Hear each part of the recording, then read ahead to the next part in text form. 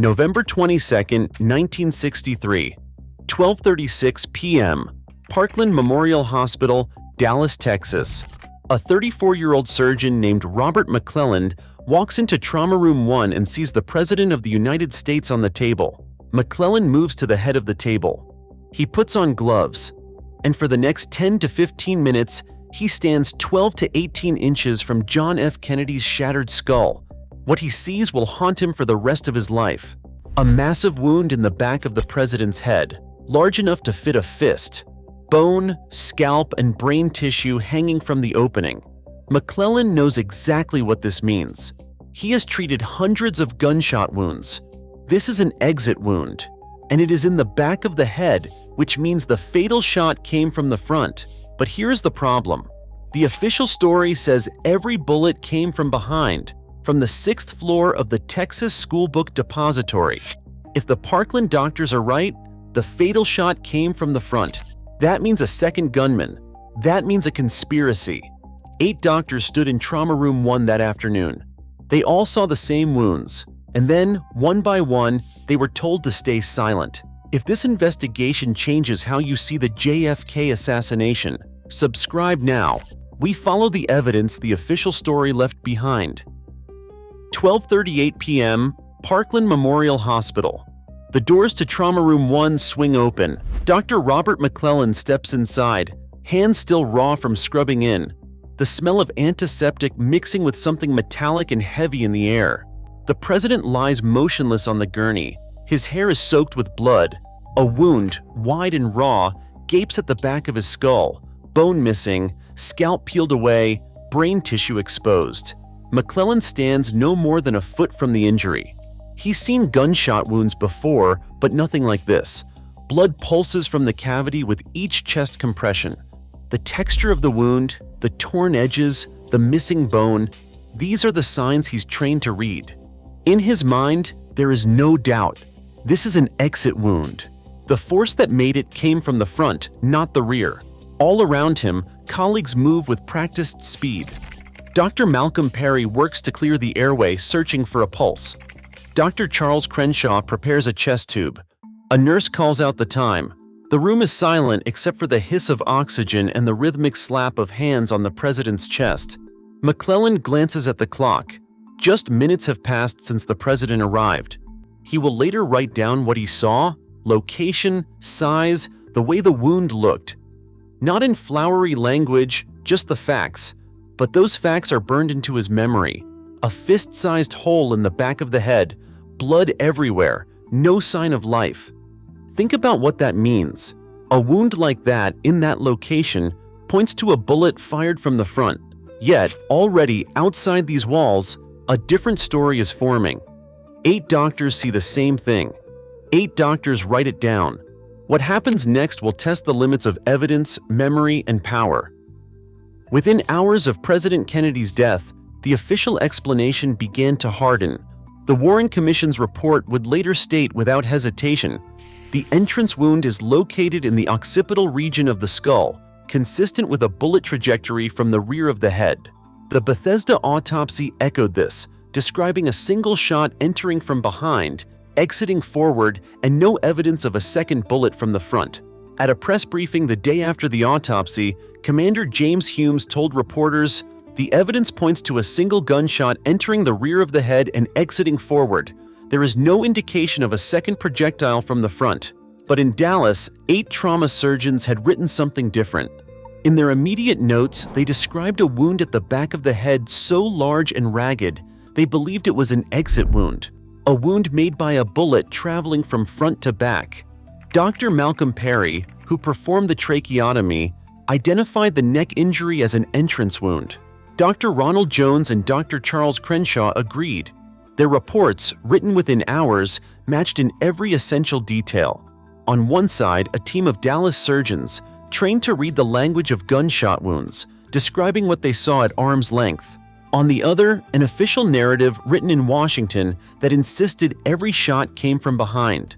The contradiction is stark. If the wound at the back of the head was truly an exit, then at least one bullet must have come from the front. That means a second gunman.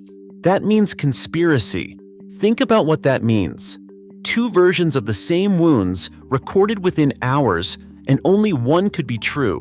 Which do you trust, the doctors who saw the injuries up close, or the official story that came later?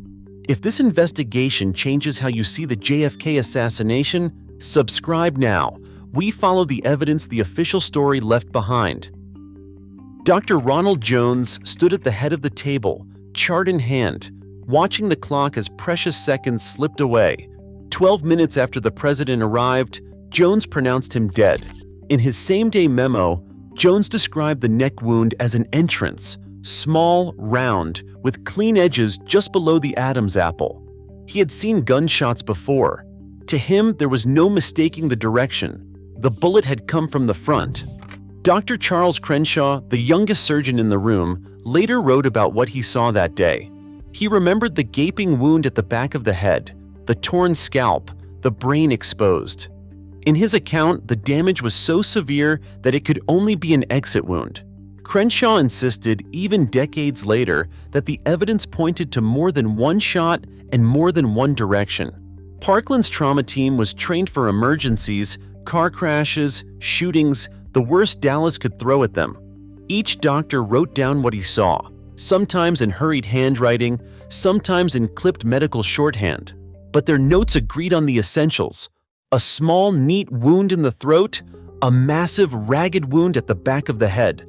The pattern didn't fit a single shot from behind. Not in their experience.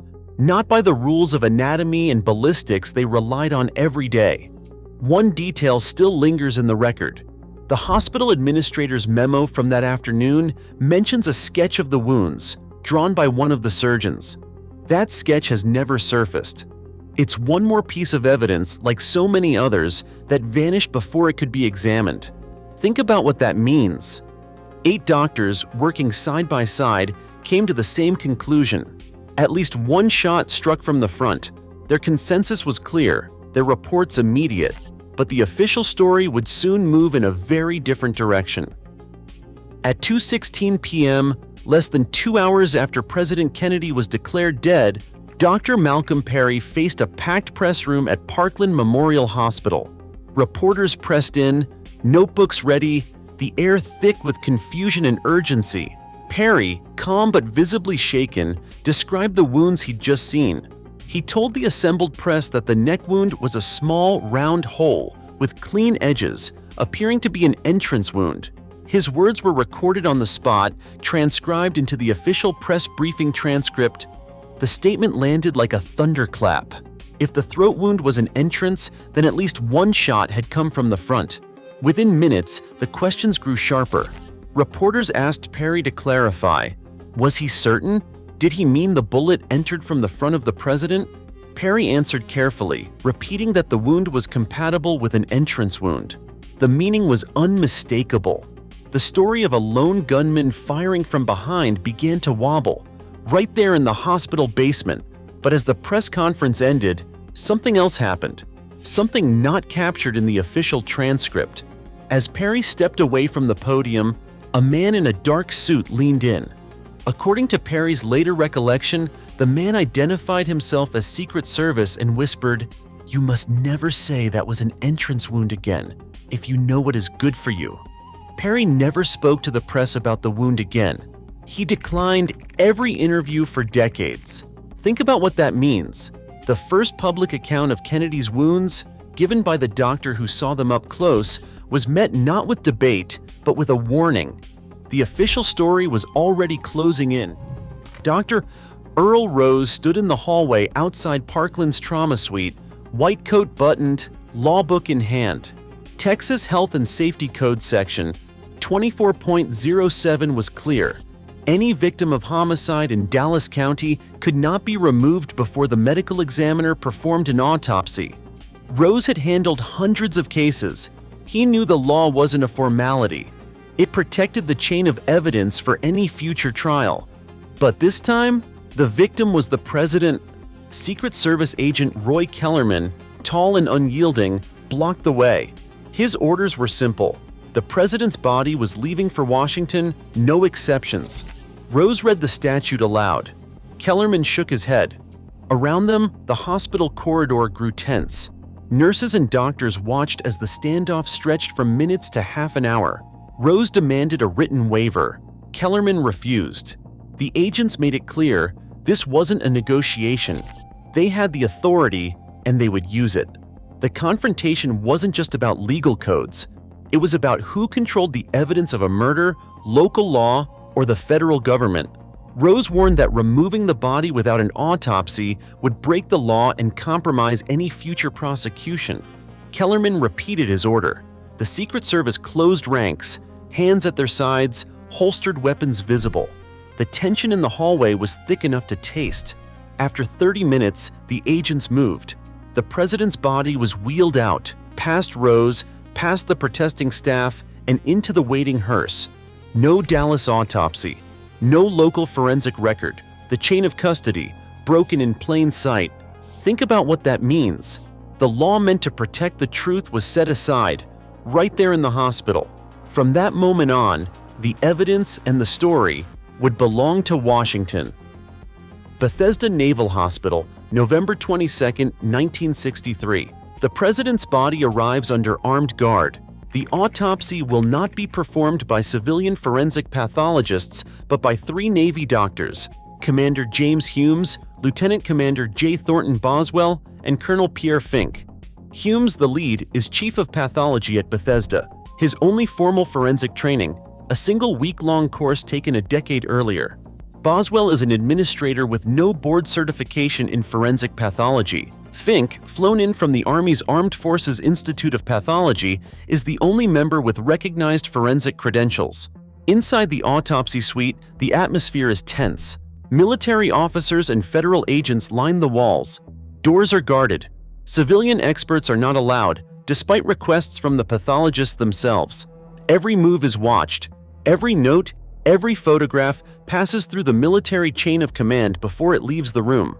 The doctors proceed methodically, but the demands are enormous. Forensic autopsy requires precise documentation, measurements, photographs, diagrams, and a clear chain of custody. Humes and Boswell have experience with routine postmortems, not with reconstructing bullet trajectories in a case that will define a generation. Fink, the only true forensic specialist, later testifies that he was not allowed to direct the examination. Decisions are made by higher authority. Evidence is handled, passed, and sometimes withheld. This is where the official record of Kennedy's wounds is created. Every detail, entry, exit, trajectory will be written here under military supervision. The story that emerges from this room will become the foundation for the Warren Commission and the history books. But the doctor's limited forensic experience, the military lockdown, and the absence of outside oversight leave the process open to doubt. If you are following this investigation, hit subscribe and turn on notifications. Every week, we examine the case's history and try to close it. Commander James Humes stood before the Assassination Records Review Board in 1996 and admitted, under oath, that he had burned his original autopsy notes. Not just blood-stained scraps, but the first full draft of the report, destroyed in his own fireplace hours after the autopsy. He claimed it was to eliminate confusion, but the effect was absolute. The only complete contemporaneous record of President Kennedy's wounds, written before edits or outside input, gone forever. The final report that survived was rewritten and signed only after military review. The missing evidence doesn't end there. In 1966, the National Archives logged the president's brain as missing. It had been removed during the Bethesda autopsy, placed in formaldehyde, and stored for future study. Then, without explanation, it vanished from the official inventory. No chain of custody, no forensic review, no chance for a second examination. The single most important specimen in a gunshot homicide, lost. Even the photographic record is incomplete. Navy photographer Sandra Spencer later testified that the autopsy images now held in the National Archives were not the ones she developed. Different film stock, different angles, missing negatives.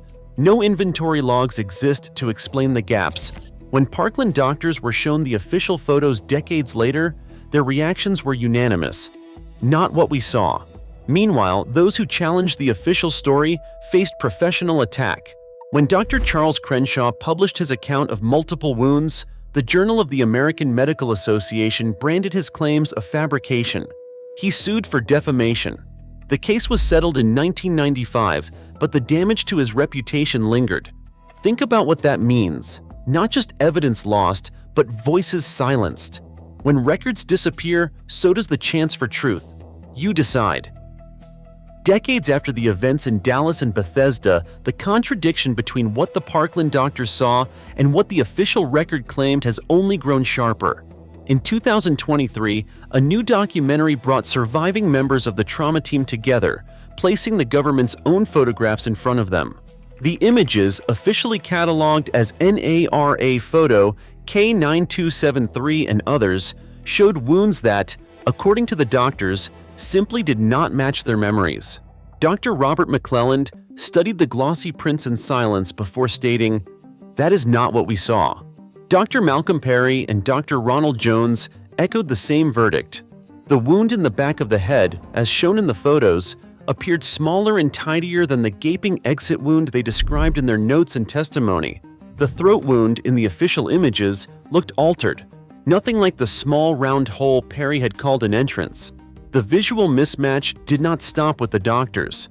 Sandra Spencer, the Navy technician who developed the original autopsy film at Bethesda, later testified that the photographs in the National Archives were not the ones she processed. She remembered using Kodachrome 64 film and handling only a limited set of negatives that clearly showed the posterior skull wound. The film stock, the angles, even the lighting in the archived images struck her as unfamiliar. She stated flatly, "Those are not the photographs I developed." Think about what that means. The people who stood inches from Kennedy's wounds and the woman who handled the first negatives all say the official record is not what they saw or created. The contradiction is not just in words, but in the pictures themselves. When evidence, this basic, is in dispute, every later conclusion becomes suspect. 8 doctors, 1 Navy photographer, and a set of images that refuse to align. This is the rift at the heart of the JFK medical evidence. You decide. In 2015, a team of psychologists published a study on memory distortion during traumatic events. Their findings were sobering. Under stress, even trained professionals can misremember details, especially when chaos and adrenaline are in play. Skeptics of the Parkland doctors' accounts often point to this research, arguing that the trauma room was too frantic for precise observation. They note that even contemporaneous notes, however immediate, are not immune to error or bias. The House Select Committee on Assassinations, in its 1979 review, echoed this caution. The forensic pathology panel concluded that, while the Dallas doctors acted in good faith, their conclusions about wound direction might be mistaken, shaped by the confusion and urgency of those first minutes. The panel found the autopsy evidence more persuasive, describing the head wound as an entry from behind and the neck wound as an exit, matching the official trajectory. But step back and look at the pattern. 8 doctors, all trained in trauma care, wrote down what they saw within hours. Their notes, their memories, and their later testimony align on the essentials. A small round wound in the throat, a massive ragged wound at the back of the head. The official story, produced later under military supervision, contradicts those observations. Key evidence vanished.